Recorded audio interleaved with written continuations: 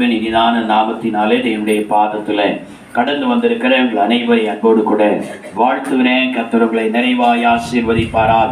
இந்த நாளிலும் செய்திக்காக தெரிந்து கொண்ட வேத வசனம் ஏசாயா தீர்க்கதரிசியின் புஸ்தகம் 60வது அதிகாரம். ஏசாயா தீர்க்கதரிசியின் புஸ்தகம் 60வது அதிகாரம், அதனுடைய 1-2 வேத வசனங்களை ஒருவர் சத்தமாய் வாசிப்போம். ஏசாயா தீர்க்கதரிசியின் புஸ்தகம் 60வது அதிகாரம் 1-2 வேத வசனங்களை ஒருவர் சத்தமாய் வாசிப்போம். எழும்பி பிரகாசி, உன் ஒளி வந்தது, கர்த்தருடைய மகிமை உன் மேல் உதித்தது. இதோ இருள் பூமியையும் காரிருள் ஜனங்களையும் மூடும். ஆனாலும் உன்மேல் கர்த்தர் உதிப்பார், அவருடைய மகிமை உன்மேல் காணப்படும். ஸ்தோத்திரம். எழும்பி பிரகாசி, உன் ஒளி வந்தது, கர்த்தருடைய மகிமை உன்மேல் உதித்தது. இதோ இருள் பூமியையும் காரிருள் ஜனங்களையும் மூடும். ஆனாலும் உன்மேல் கர்த்தர் உதிப்பார், அவருடைய மகிமை உன்மேல் காணப்படும் என்று சொல்லி இந்த வேதவசனத்திலே ஏசாயா தீர்க்கதரிசி இந்த வார்த்தையில் விதமாக அவர் சொல்லுகிறார். கர்த்தரை ஸ்தோத்திரம்.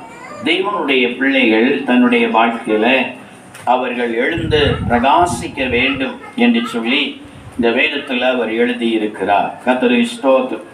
ஒரு விளக்கானது எப்படி அதில் எண்ணெய் ஊற்றப்பட்டு விட்டதுன்னு சொன்னால், அதை அந்த வீட்டார் அதை பற்ற வைக்கிற நேரத்தில் அது எப்படி அது எழுந்து எரிந்து பிரகாசித்து கொண்டிருக்கிறதோ, அதே போல ஒவ்வொரு விசுவாசிகளையும் கர்த்தர் என்ன செய்திருக்கிறார், தேவன் ரட்சித்து அவர்களை பரிசுத்த ஆவியினால கர்த்தர் அவர்களை நிரப்பி இருக்கிறார்.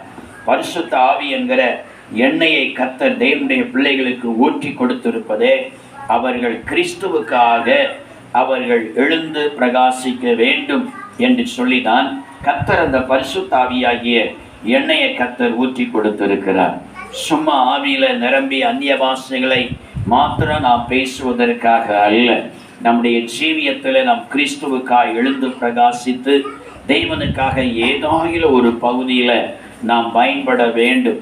ஏதாவது ஒரு பகுதியில் ஏதாவது காரியத்தின் மூலமாக நம் மூலமாய் தேவன் அதில் சந்தோஷப்பட வேண்டும், ஆத்தும ஆதாயம் செய்ய வேண்டும், சிலராயிலும் நம் மூலமாக பரலோகம் வந்து சேர வேண்டும் என்கிறதான அந்த நோக்கத்தோடு கூட தான் கர்த்தர் நம்மை தம்முடைய ஆவியினாலே நிறைத்திருக்கிறார். அல்லேலூயா, அல்லேலூயா, ஸ்தோத்திரம். இந்த நாட்கள் தான் நாம் கிறிஸ்துவுக்காக கிரியேட் செய்கிற, அவருக்காக எழுந்து பிரகாசிக்கிற, அவருக்காக ஆத்தும ஆதாயம் செய்கிற, அவருக்காக செயல்படுகிறதான நாட்களாக காணப்படுகிறது. இந்த காலத்தை விட்டால் இனி ஒரு காலம் நம்முடைய ஜீவியத்தில் கிடைக்கப்பட மாட்டாது. என்று சொன்னால் 2வது வசனத்தில் நாம் வாசிக்கிறோம், இதோ இருள் பூமியையும் காரிருள் ஜனங்களையும் மூடும் என்று சொல்லி கர்த்தருடைய வேதம் சொல்லுகிறது. இந்த உலகத்தில் ஒரு பெரிய ஒரு இருள் வந்து மூட போகிறது. கர்த்தருக்கு ஸ்தோத்திரம். எங்கேயுமே சுவிசேஷத்தின் ஒளி பிரகாசிக்க கூடாத ஒரு பெரிய ஒரு இருள் வரப்போகிறது. அல்லேலூயா, கர்த்தருக்கு ஸ்தோத்திரம். இந்த வேத வசனமாகிய இந்த சுவிசேஷத்தினுடைய ஒளி இந்த உலகத்துல பிரவேசிக்க கூடாத ஒரு பெரிய ஒரு இருள் வந்து என்ன செய்ய போகிறது, இந்த உலகத்தை மூட போகிறது. அதை இயேசு கிறிஸ்து அவர் சொல்லுகிற நேரத்துல ஒருவரும் கிரியேட் செய்யக்கூடாத ராக்காலம் வருகிறது என்று சொல்லி ஆண்டவராய் இயேசு கிறிஸ்து அவர் சொல்லுகிறார். பகற்காலமாய் இருக்கும் மட்டும் நான் என்னை அனுப்பினுடைய கிரியைகளை செய்ய வேண்டும், ஒருவரும் கிரியேட் செய்யக்கூடாத ஒரு ராக்காலம் வருகிறது என்று சொல்லி அவர் சொல்லுகிறார். அவ எந்த ஒரு மனுஷனும் தன்னுடைய வாழ்க்கையில இயேசுவை குறித்து ஒரு வார்த்தை பேசவும் முடியாத, சுவிசேஷத்தை சொல்லவும் முடியாத எந்த ஒரு மனுஷனும் இயேசுவுக்காக எதையும் செய்ய முடியாத, இயேசுவுக்காக எதையும் கொடுக்க முடியாத ஒரு பெரிய ஒரு ராக்காலம் அது சீக்கிரமாக நெருங்கி வருகிறது. ஏசாயா சொல்லும் பொழுது ஒரு பெரிய இருள் இந்த பூமியை வந்து அது சூழ்ந்து கொள்ள போகிறது. ஆகையினால் இந்த பகற்காலம் இந்த பகற்காலம் முடிவடைகிறதான ஒரு கடைசி நேரத்துல தான் நாம் வந்திருக்கிறோம். எப்படி மாலை நேரம் நெருங்க நெருங்க 6 மணி ஆகிவிட்டது என்று சொன்னாலே அதை தாண்ட ஆரம்பித்து விட்டால் சூரியன் அப்படியே மறைய ஆரம்பித்து விடுகிறது. சூரியன் மறைகிற நேரத்தில் அடுத்து ஒரு இருள் என்ன செய்கிறது, இந்த பூமியை அப்படியே மூட ஆரம்பித்து விடுகிறது.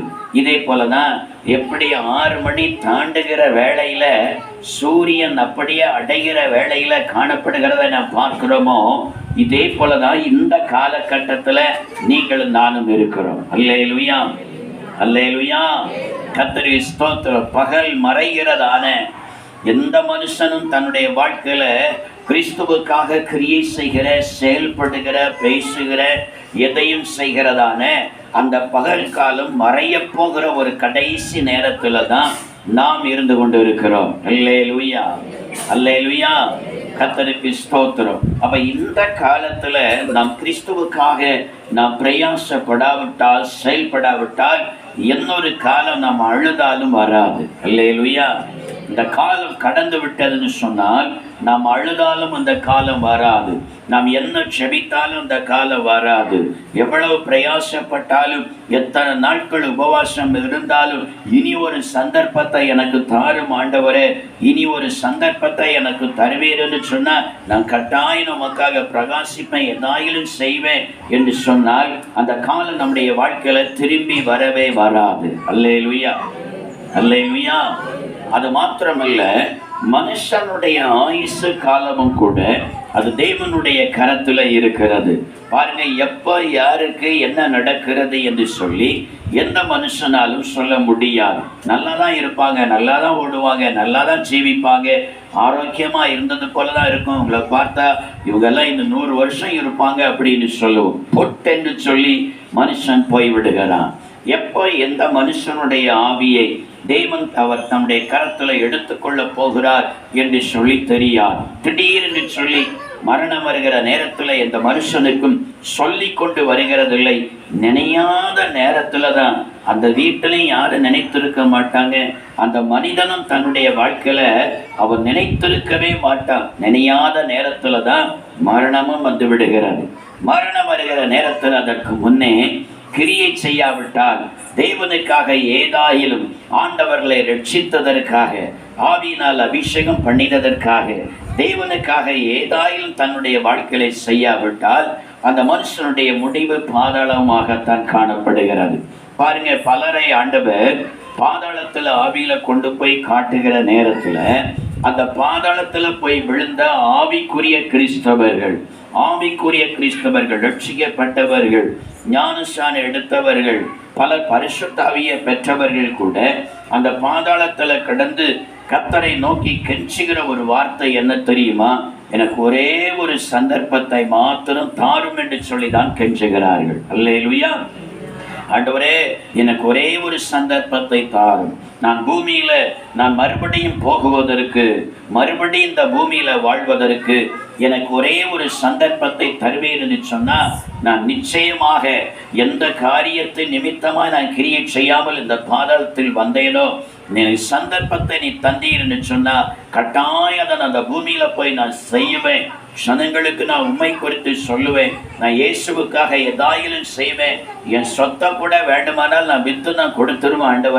ஆண்டவரே, எனக்கு ஒரே ஒரு சந்தர்ப்பத்தை தாரும் என்று சொல்லிதான் பாதாளத்தில் கிடந்து துடிக்கிற ஆத்துமாக்கள் கர்த்தரை நோக்கி அப்படித்தான் கெஞ்சுகிறார்கள், ஒரே ஒரு சந்தர்ப்பத்தை தாரும் என்று சொல்லி.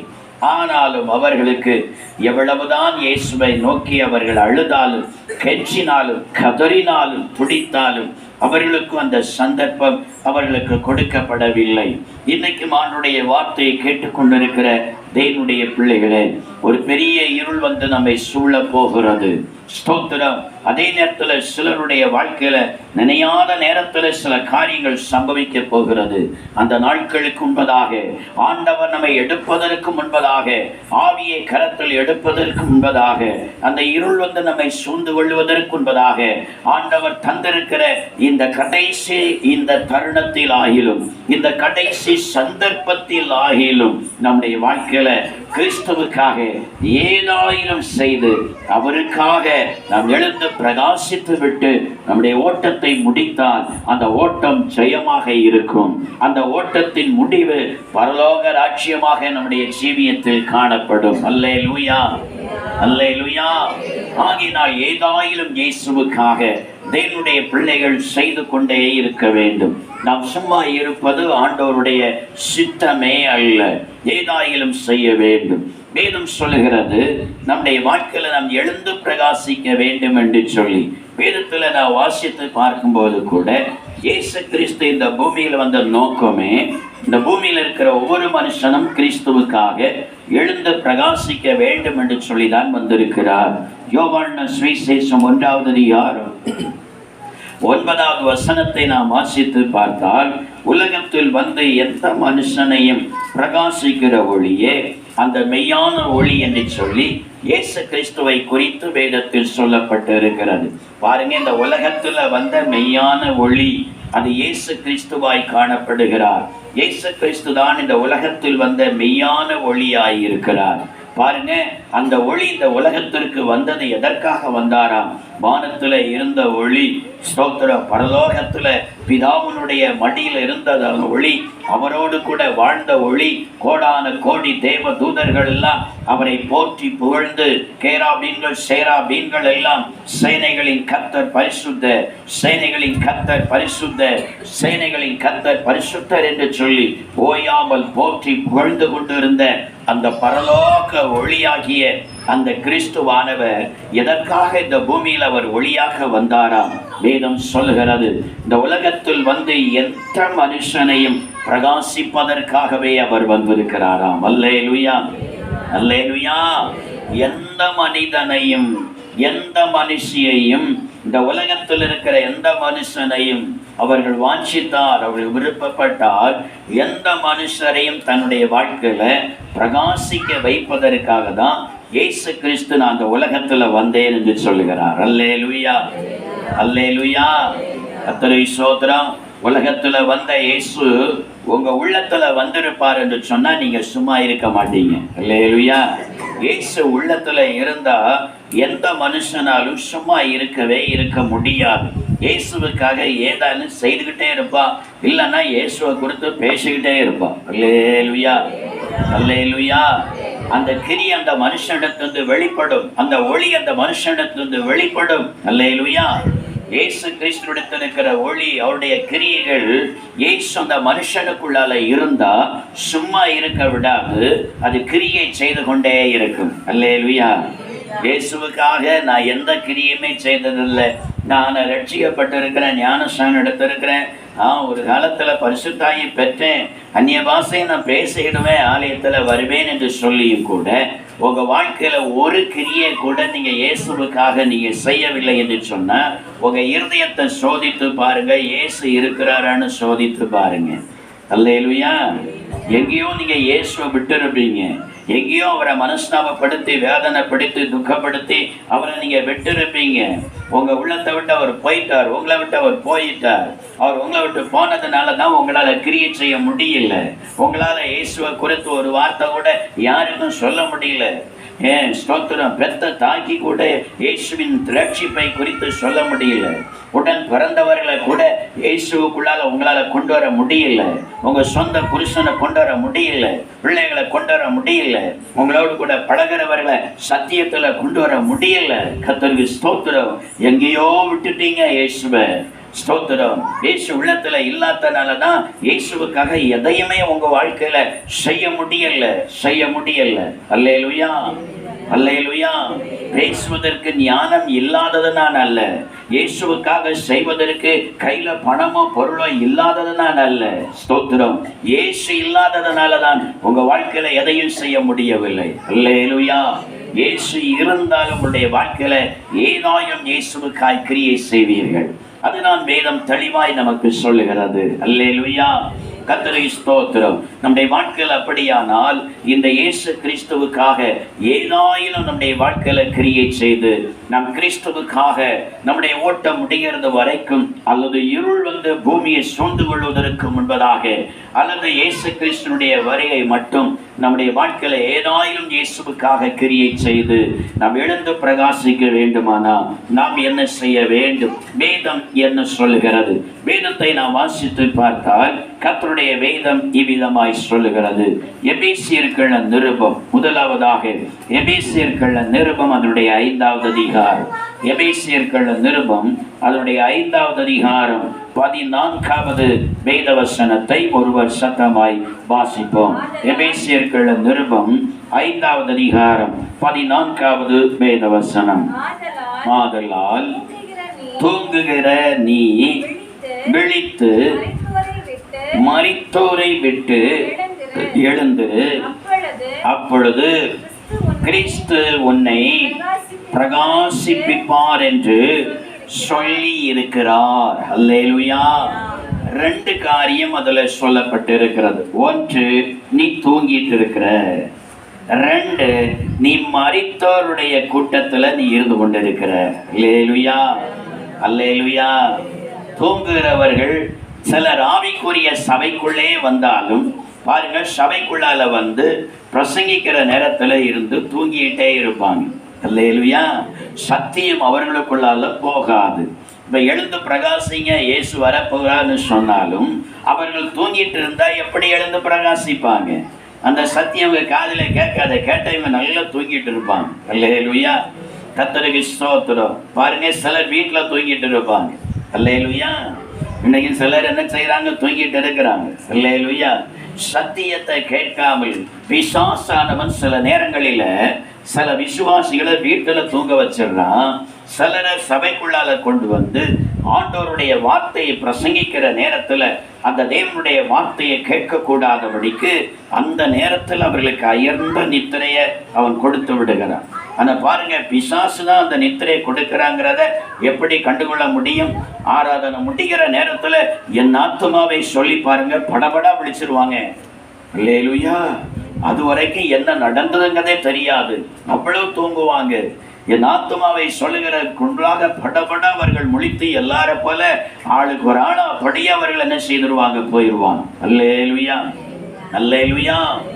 ஆவிக்குரிய சபைக்குள்ளே வந்தவர்களும் ஆண்டுடைய சமூகத்தில் வந்து உற்சாகமாய் தேவனுடைய வார்த்தையை அவர்கள் கேட்காவிட்டால் தங்களுடைய வாழ்க்கையில அவர்களால் எழுந்து பிரகாசிக்க முடியாது. அல்லேலூயா. தூங்குறவருடைய ஜீவியத்துல சத்தியம் இருக்காது. அல்லேலூயா. யார் தூங்குகிறார்களோ தூங்குறவருடைய வாழ்க்கையில சத்தியம் இருக்காது. ஏன்னா அவர்கள் சத்தியம் அவருடைய வாழ்க்கையில அவர்களுக்கு நேராக வந்தும் இருதயத்தில் போகக்கூடாதபடிக்கு சாத்தான் அவர்களுக்கு நித்திரையை கொடுத்து விட்டான். ஆகையினால அவருடைய ஜீவியத்துல போய் நீங்க சத்தியத்தை எதிர்பார்த்தால் அவருடைய ஜீவியத்துல சத்தியத்தை நீங்க பார்க்க முடியாது. அல்லேலூயா. ஜீவியத்துல என்ன இருக்காது? சத்தியம் இருக்காது, சத்தியம் இருக்கிறாது. அவர்கள் சபைக்குள்ளால வந்தாலும் சத்தியத்திற்கு மாறாகத்தான் நடப்பாங்க, சத்தியத்திற்கு மாறாதான் அவர்கள் பேசுவாங்க. காரணம், அவருடைய வாழ்க்கையில ஒரு தூக்கம் இருக்கிறது. அல்லேலூயா. தூங்குகிற எந்த மனுஷனும் தன்னுடைய வாழ்க்கையில கிறிஸ்துவுக்காக எழுந்து பிரகாசிக்க முடியாது. இரண்டாவதுங்க நாம் வாசித்து பார்க்கும்போது அதே வசனத்துல சொல்லப்பட்டு இருக்கிறது, நீ மரித்தோரை விட்டு நீ எழுந்துரு. அல்லேலூயா. நீ மரித்தோருடைய கூட்டத்துல இருக்கிற, நீ மரித்தோருடைய கூட்டத்துல நீயும் ஒரு மரித்த ஒரு நிலையில நீ இருக்கிறதுனாலதான் உன்னால கிறிஸ்துவுக்காக எழுந்து பிரகாசிக்க முடியவில்லை என்று சொல்லுகிறார். அல்லேலூயா. மரித்தோருடைய கூட்டம்னா அது எந்த கூட்டமாய் இருக்கிறது? சங்கீதங்களின் புஸ்தகம் 115வது சங்கீதம் அதனுடைய 17வது வசனத்தை நாம் வாசித்து பார்த்தால் கர்த்தருடைய வேதம் விவிதமாய் சொல்லுகிறது, மரித்தவர்களும் மௌனத்தில் இறங்குகிற அனைவரும் கர்த்தரை துதியார்கள் என்று சொல்லி வேதம் சொல்லுகிறது. அல்லேலூயா, அல்லேலூயா. நல்லா கவனிங்க, மரித்தவர்களும் மௌனத்தில் இறங்குகிற அனைவரும் என்ன செய்ய மாட்டார்களாம்? கர்த்தரை துதிக்க மாட்டார்களாம். அல்லேலூயா. கர்த்தருக்கு ஸ்தோத்திரம். ஆண்டவரை துதியாத ஒரு கூட்டம் இருக்கிறது. ஆவிக்குரிய சபையில வந்தும் கூட தன்னுடைய வாழ்க்கையில துதியாதவர்கள் இருக்கிறார்கள். அல்லேலூயா. துதியாத ஆராதனையும் இருக்கிறது, அங்க துதி இருக்காது. வாயை திறந்து ஒரு அல்லேலியா சொல்ல மாட்டாங்க. அங்க போய் அல்லேலியான்னு சொன்னா ஆளே இல்லாதது போல இருப்பாங்க. ஆனா சர்ச்சு நிறைய ஆட்கள் இருப்பாங்க. அல்லேலியா சொன்னா அல்லேலியா சத்தம் அங்க வரவே செய்யாது. வாயை திறந்து எல்லாரும் சோத்திரம் பண்ணுங்க என்று சொன்ன அப்படியே அமைதலைத்தான் பார்க்க முடியுமே தவிர சோத்திர சத்தத்தை இங்க கேட்க முடியாது. அவருடைய வாயிலிருந்து துதி வராது, ஸ்தோத்திரம் வராது. அல்லேலூயா, அல்லேலூயா. அப்படி உள்ள ஒரு ஆராதனையும் இருக்கிறது. அப்படி உள்ள ஆராதனையில் இருக்கிற ஜனங்கள் ஆண்டவரை துதியாமலும் ஸ்தோத்திரம் ஆண்டவரை மைமைப்படுத்தாமலும் இருக்கிறதுனால பைபிள் சொல்லுகிறது அவர்கள் மரித்தோருடைய கூட்டம் என்று சொல்லி கர்த்தருடைய வேதம் சொல்லுகிறது. அல்லேலூயா. சரி, அங்கதான் அப்படி இருக்கிறாங்க, அங்க யாரும் துதிக்காததுனால இவர்களும் துதிக்கவில்லை என்று சொன்னால், ஆவிக்குரிய சபைக்குள்ள வந்தாலும் சிலருடைய வாயில துதி வரவில்லை, சிலருடைய வாயில ஸ்தோத்திரம் வரவில்லை. இங்க இருந்த அல்லேலியா சொன்னா வாயில அல்லேலியா வரல, கையில் கூட தூக்க முடியவில்லை. அல்லேலூயா, அல்லேலூயா. சிலருடைய கையை கூட தூக்குவதை பார்க்க முடியாது. வாயில அல்லேலியாங்கிற ஒரு சத்தத்தை கூட நாம் கேட்க முடியாது. ஆண்டவரை ஸ்தோத்திரம் ஸ்தோத்திரம் ஸ்தோத்திரம் என்று சொல்லுகிறத நாம் கேட்க முடியாது. அல்லேலூயா, அல்லேலூயா. சிலர் தன்னுடைய வாழ்க்கையில ஒரு காலத்துல துதித்திருப்பார்கள், பின் காலத்துல அவருடைய வாயில துதியை நாம் பார்க்க முடியாது, துதியின் சத்தமே கேட்க முடியாது. அல்லேலூயா சத்தத்தை நாம கேட்கவே முடியாது. இது எதற்கு அடையாளமாய் இருக்கிறது? அந்த வசனத்தின் அடிப்படையில் சங்கீதம் 115:17 சொன்னது போல, மரித்தவர்களும் மௌனத்தில் இறங்குகிற அனைவரும் கர்த்தரை துதியார்கள் என்று சொன்ன அந்த வார்த்தையின்படி, அங்கே துதியாதவர்கள் மரித்தவர்கள், இங்கே துதியாதவர்கள் மௌனத்தில் இறங்கி கொண்டிருக்கிற கூட்டமாய் இருக்கிறார்கள். அல்லேலூயா. துதிக்கிற ஒரு கூட்டத்தில் இருந்தும் தெய்வ ஜனமே, உன்னுடைய வாயில உனக்கு துதி வராவிட்டால், துதிக்கிற கூட்டத்துக்குள்ள இருந்தும் உன் வாயில அல்லேலூயா வராவிட்டால், உன் வாயில ஒரு ஸ்தோத்திரம் வராவிட்டால், நீ மௌனத்தில் இறங்கி கொண்டிருக்கிறாய். மௌனத்தில் இறங்குகிறது என்று சொல்லும்போது எதை குறிக்கிறது தெரியுமா? நீ பாதாளத்தின் பாதையில நீ போய்கொண்டிருக்கிறாய் என்று சொல்லி அர்த்தம். நீ பாதாளத்துல கொஞ்சம் கொஞ்சமாக உன் ஜீவியத்துல இறங்கி கொண்டிருக்கிறாய் என்று சொல்லி அர்த்தம். அல்லேலூயா, அல்லேலூயா. வேதத்தை நாம் வாசித்து பார்க்கும் பொழுது கர்த்தருடைய வேதம் சொல்லுகிறது, சங்கீதம் 150:5 நாம் வாசித்து பார்த்தால், ஓசை உள்ள கைத்தாளத்தோடும் பேரோசை உள்ள கைத்தாளத்தோடும் அவரை துதியுங்கள் என்று சொல்லி கர்த்தருடைய வேதம் சொல்லுகிறது. அல்லேலூயா, அல்லேலூயா. கர்த்தரை நாம் என்ன செய்ய வேண்டுமாம்? ஓசை உள்ள கைத்தாளத்தோடு அவரை துதிக்க வேண்டுமாம். பேரோசை உள்ள கைத்தாளத்தோடு நாம் அவரை துதிக்க வேண்டும் என்று சொல்லுகிறார். அல்லேலூயா, அல்லேலூயா. சிலர்களுக்கு கைகள் இல்லாததுனால ஆண்டவரை தட்டி துதிக்க முடியவில்லையே என்று சொல்லி வேதனைப்படுகிறவர்கள் இருக்கிறார்கள். சிலருடைய ஜீவியத்துல கைகள் இருந்தும் கூட ஆண்டவரை துதியாமல் கடமைக்காக தன் கரத்தை அப்படியே லேச வைத்துக் கொண்டிருக்கிறவர்கள் இருக்கிறார்கள். அப்படிப்பட்டவர்களுக்கு ஆண்டவர் பாருங்க, கைகள் இல்லாமல் ஆண்டவரை கரந்தட்டி துதிக்க முடியவில்லையே என்று ஏங்குகிறவர்களுக்கு ஆண்டவர், நான் இவர்களுக்கு கையை நான் கொடுத்தும் இல்லையே, கொடுத்திருந்தால் என்னை கைத்தட்டி துதிப்பார்களே என்று சொல்லி ஆண்டவர் ஏங்குகிறார். கைகள் இருந்தும் கூட நீ ஆண்டவரை கொஞ்சம் கூட ஒரு சிறிய சத்தம் கூட வருகிற அளவுல 2 தட்டு தட்டி உன் வாயை திறந்து 2 ஸ்தோத்திரம் கூட பண்ண முடியல என்று சொன்னா, உனக்கு கையை நான் தந்ததற்காக மனஸ்தாபப்படுகிறேன் என்று சொல்லி ஆண்டவர் சொல்லுகிறார். உன்னை ரட்சித்து ஆவிக்குரிய சபையில கொண்டு வந்ததற்காக நான் மனஸ்தாபப்படுகிறேன் சொல்கிறார். காரணம், உன்னை ரட்சித்தும் கூட, உன்னை ஆவியினால் நிரப்பியும் கூட, உன்னை சேற்றிலிருந்து தூக்கி எடுத்து கூட நீ அந்த மௌனத்தில் தானே இறங்கி கொண்டிருக்கிறாய் பாதாளத்தை நோக்கி. அல்லேலூயா. சத்தமா தான் சொல்லுங்களேன். அல்லேலூயா. மௌனத்தில் அல்லவா இறங்கி கொண்டிருக்கிறாய். வேதத்தை வாசித்து பார்க்கும் பொழுது சங்கீதம் 150:6 நாம் வாசித்து பார்த்தால், சுவாசமுள்ள யாவும் கர்த்தரை துதிப்பதாக அல்லேலூயா என்று சொல்லி வேதம் சொல்கிறது. அல்லேலூயா. சுவாசமுள்ள யாவும் கர்த்தரை துதிப்பதாகவா? எப்படி? அல்லேலூயான்னு சொல்லி. அல்லேலூயா, அல்லேலூயா. பாருங்க, அப்ப நாசியில சுவாசம் உள்ளவைகள் எல்லாம் கர்த்தரை என்ன செய்கிறது? துதிக்கிறது. ஆகாயத்து பறவைகள் கர்த்தரை துதிக்கிறது தெரியுமா? கர்த்தருக்கு ஸ்தோத்திரம். அதிகாலையில் இந்த இடத்துல வந்து நான் ஜெபமணிக்கு இருக்கிற நேரத்தில் பாருங்க, இந்த மரங்களா நிற்கிறதுனால பறவைகள் அதிகாலையில் இருந்து அவர்கள் சத்தம் போட்டு கொண்டு இருக்கிறது. அல்லேலூயா. அதிகாலையில் அவைகள் அழக சத்தம் போட்டு கொண்டு இருக்கிறது. சில குருவிகளை பார்க்கிற நேரத்துல இங்க ஆலயத்துல இங்க பார்த்து இந்த பில்லர்ல வந்து உட்கார்ந்து ஆலயத்தை பார்த்து அது சத்தம் போட்டுகிறது பாருங்க. அல்லேலூயா. ஏதோ சொல்லி கொடுத்து ஆண்டவருடைய ஆலயத்தை பார்த்து நீ துதி என்று சொன்னது போல வந்து சத்தம் போடுகிறது. அல்லேலூயா. கர்த்தருக்கு ஸ்தோத்திரம். நம்முடைய பார்வைக்கு அது ஏதோ அதிகாலை விடிந்து வருகிறது ஆகையினால சத்தம் போடுகிறது போல தெரிகிறது. இல்லை, அந்த நாளிலே ஆண்டவர் ஒரு புதிய நாளை காண செய்ததற்காக ஆண்டவரை துதிக்கிறது. பரலோகத்தின் தேவனை ஸ்தோத்திரம் பண்ணுகிறது. அல்லேலூயா.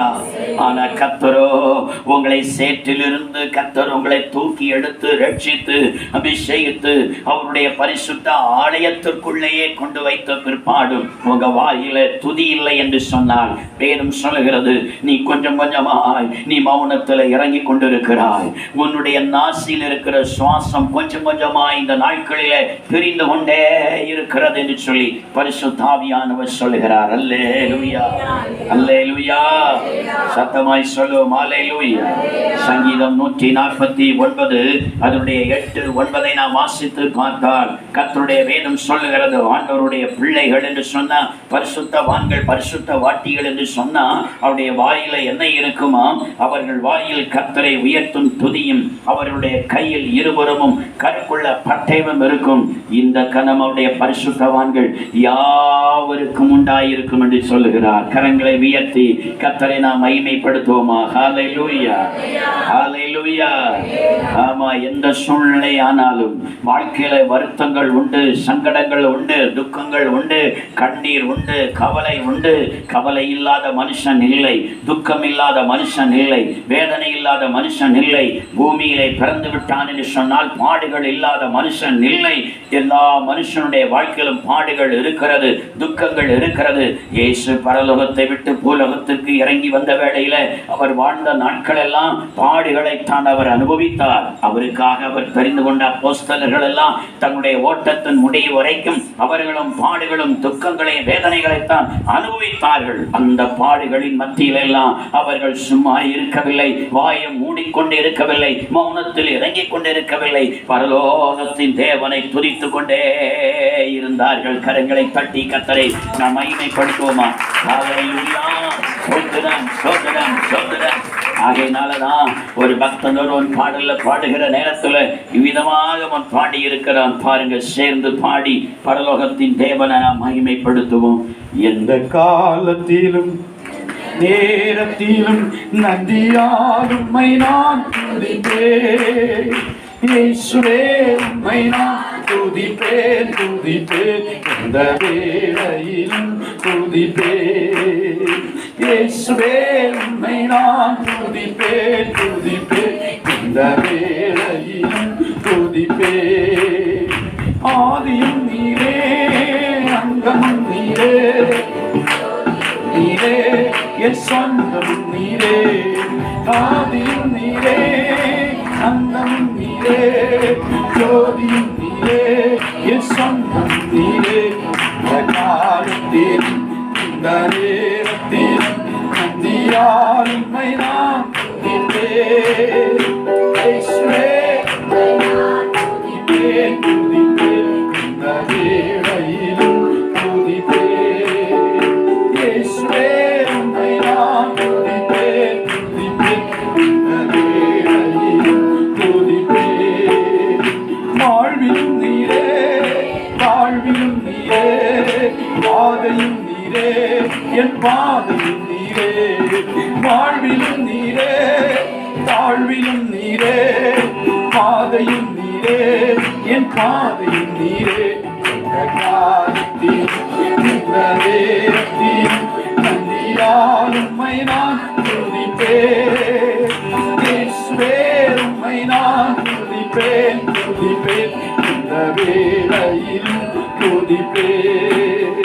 இயேசுவே உம்மை நான் துதிப்பேன், துதிப்பேன். இந்த வேளையிலும் துதிப்பேன். இந்த நேரத்தில் இன்பம் நீரே, பின்னல் வேளையில் மாறாதவர் நீரே. இந்த நேரத்தில் இன்பம் நீரே,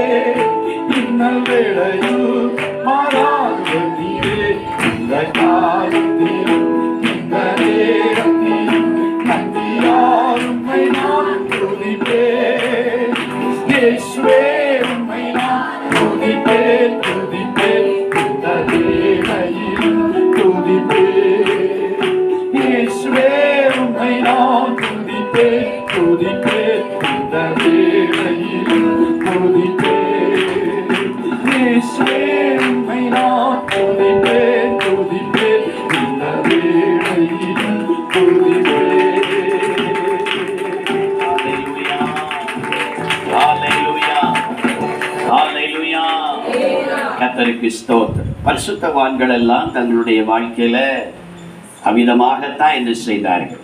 பாடுகளின் மத்தியில, கஷ்டத்தின் மத்தியில, கிறிஸ்துவுக்காக துன்பங்களை அனுபவிக்கிற நேரத்துல, வேதனை அனுபவிக்கிற நேரத்துல, வெட்கம், அவமானம், நிந்த, பாடுங்க, அவ்வளவு கஷ்டங்கள், சில நேரங்கள்ல பசி, சில நேரங்கள்ல பட்டினி, சில நேரங்கள்ல நிர்வாணம், எல்லாராலும் துடைத்து போடப்பட்ட நிலை, கந்தைய போல எண்ணப்பட்ட நிலை, ஸ்தோத்திர அற்பமா எண்ணப்பட்ட நிலையில ஆண்டவரை துதிக்கத்தான் செய்தார்கள்.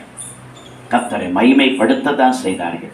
அல்லேலூயா, அல்லேலூயா, ஸ்தோத்திரம். காரணம், அவருடைய வாழ்க்கையில ஸ்தோத்திரம் வேறு சொன்ன அந்த வார்த்தையின்படி அவர்களுக்குள் சுவாசம் இருந்தது, அவர்களுக்குள்ளாத ஜீவன் இருந்தது, கிறிஸ்துவனுடைய ஜீவன் இருந்தது. அல்லேலூயா. ஆகினால் ஆண்டவரை துதித்துக் கொண்டே இருந்தார்கள். அல்லேலூயா.